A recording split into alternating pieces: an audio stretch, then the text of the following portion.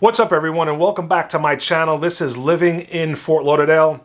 We have a really good one for you today and a very important topic.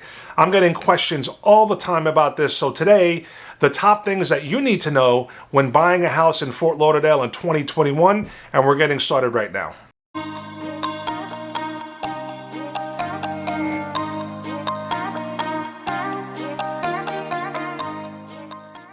What's up everybody, my name's Rob Zeoli and I'm a local real estate agent right here in South Florida. If this is your first time visiting the channel, don't forget to subscribe down below and tap that little bell icon to be notified anytime I go ahead and make a new video. I put out weekly videos about what it's like to move or live right here in sunny South Florida. But more than that guys, I'm a local real estate agent and absolutely love to help people with their real estate needs. So if that's you, I'd love to help. You can call me directly at the number below, send me a text or email, contact me however you like. I'm open 24/7 and look forward to hearing from you. So let's get right into it. The top things that you need to know when buying a house in Fort Lauderdale in 2021.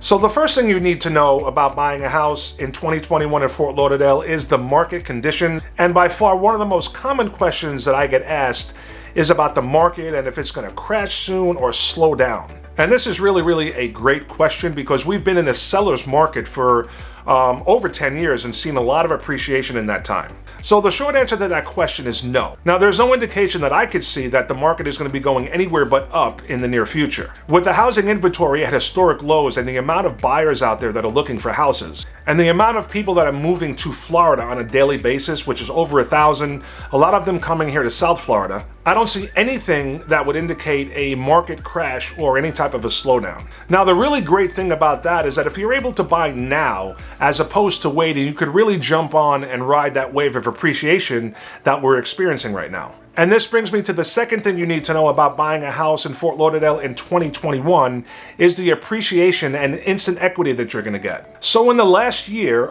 starting from a year ago in May to this May 2021, we've seen appreciation for single-family homes at right around 15%. So if you buy a house at $500,000, you've gained $75,000 in equity just by living in the house for the last 12 months. Now that's pretty amazing, and if you think about it, that's on top of the 10 to 12% appreciation we've had for the year before. Now I cannot tell you how many people that I have spoken to in the last couple of years that wanted to purchase but decided to wait because they thought we were at the top of the market and didn't want to buy at the top, and they were going to wait for the market to either level off or crash. Now think about how much equity they would already have in their homes by living in them for the last 2 years. That's basically, on a $500,000 house, well over $100,000 in equity for owning it for 2 years, which is really incredible. Now, none of us has a crystal ball, especially me, and anything could happen, but there's really nothing on the horizon that I could see that makes me think anything's gonna be changing anytime soon. Now, another thing that you really need to know about buying a house here in Fort Lauderdale in 2021 is how competitive it is and just really the competitive market we're in. So as a buyer, you really need to set your expectations up front. You really need to get yourself prepared and understand that when you're out looking for homes, you can be certain that other people are doing the same and you're most likely going to wind up in a multiple offer situation, and you really have to put your best foot forward from day one. Now obviously this starts with being pre-approved, and the days of going online and getting a pre-qualification letter just is not going to cut it right now. You have to prove to the seller that you're fully qualified, that your lender has run your credit, your income, checked your assets, and you're pretty much a lock to close. Otherwise they're not going to even consider your offer. Now there's, many different techniques that you could use when putting in an offer, as far as maybe waiving contingencies, what can be kind of risky. So you got to be very careful when doing that. You want to definitely put down as much as you can as far as down payment. And again, it's really about putting your best foot forward. Now, a lot of the homes right now that are selling are going under contract or going under for well over asking price. There are buyers out there that are waiving appraisals, or they're putting in appraisal gaps that are coming in, say, $20,000 over an appraisal if it comes in low. They're waiving inspections. So again, it's really about putting your best foot forward. When we work with buyers, what I try to tell them is to think of the house that you're looking to purchase and how much is this house worth to you? How much are you willing to pay for this house? Put in your offer, and if you get outbid by somebody by a crazy amount, there's really not much you can do about it. You really cannot control that. At the same time, you really need to understand you're in a very, very competitive environment, so you definitely want to think about offering the most you can on your favorite house. It would really be a shame to lose out by, say, a couple of $1,000s to another buyer, but if someone comes in way, way over you, by $20,000, $30,000, $40,000, not much you can do. You just have to chalk it up and move on to the next one. Sometimes we get lucky, we get homes under contract on the first try.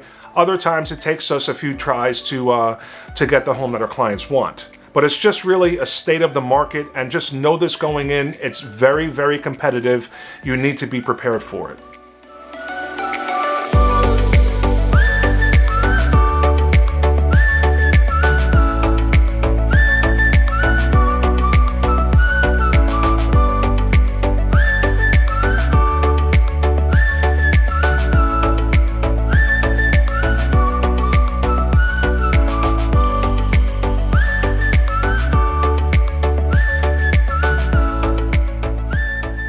Another thing you need to know about buying a house here in Fort Lauderdale in 2021 is all the different neighborhoods and areas that you have access to. So Greater Fort Lauderdale, which is really Broward County, at its widest point, east to west is about 50 miles, and north to south it's about 30 miles. So it's really not that big.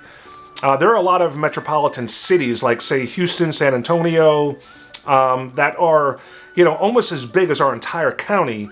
But in our tight county, there's over 30 different cities or areas that you can look for homes in, and all of them are different, and they're all in different price points. So this really all comes down to lifestyle. What kind of lifestyle do you want to lead? Now, we're really experts at finding this out, but obviously one of the things that we're going to ask you is, like, where are you working? So you're moving here for a reason. Is it to relocate? Where are you going to work? Do you want to be close to where you live, where you work? Do you want the commute to be close, or do you mind traveling a little bit? Do you want to be closer to the beach? Or do you want to be more west, where things seem to be a little more spread out, not as congested, and homes are a little bit newer and seem to be a little bit bigger than the homes on the east side.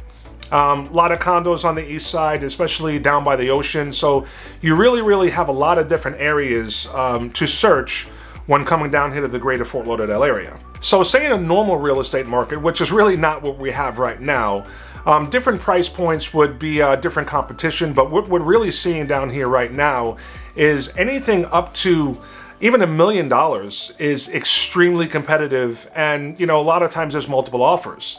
Normally, when you get into the luxury market, things are a lot slower, and they are, as far as the median price, say $300,000 to $500,000 or even $600,000. Going to be much more competition there because a lot more people can afford it.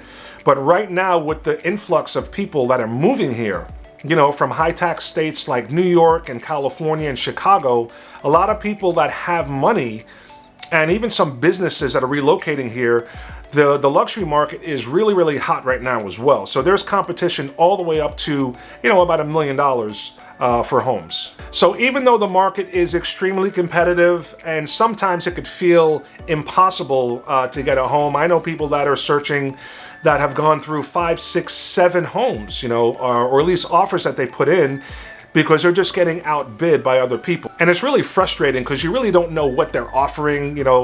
Agents don't really disclose that. They're really not supposed to. So you don't know why, but you can be pretty certain that if you're losing out on the house, you're just getting outbid. The number one thing that a seller is going to look for in an offer is the price and the money they're going to walk away from. And they really know they're in the driver's seat. So again, don't get discouraged. It's difficult right now to purchase a house, and buyers are having a tough time, but it's definitely not impossible, so keep your head up. So I want to thank you for watching the video about the top things that you need to know when buying a house in Fort Lauderdale in 2021. And speaking of buying a home in Fort Lauderdale or anywhere here in South Florida, we would absolutely love to help you with your real estate needs, or to help you find that perfect area that you might be thinking of moving to or just want to go see. But again, in order to do that, you got to reach out. So again, my information is popping up down below. You can contact us any way that you like. We're open 24/7 and look forward to talking to you soon. And until the next video, I appreciate you watching and we'll catch you later.